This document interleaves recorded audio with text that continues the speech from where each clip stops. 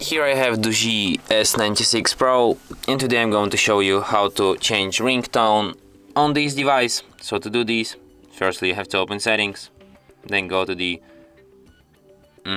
Sound section, and here you have the then you have to go to the Advanced, and here you have Default Ringtone.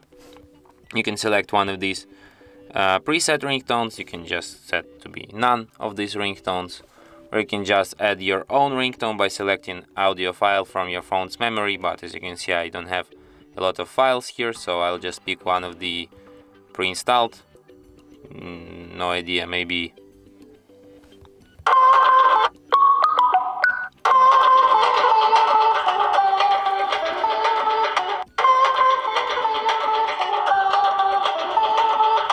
this one is good. And that's it. Thanks for watching. If you find this tutorial useful, don't forget to hit that like button and subscribe to our channel.